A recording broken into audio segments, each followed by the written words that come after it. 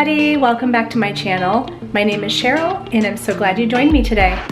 Today I am going to clean out my refrigerator at a bare minimum, and if I end up having time, I'm going to clean out either another refrigerator or some freezers.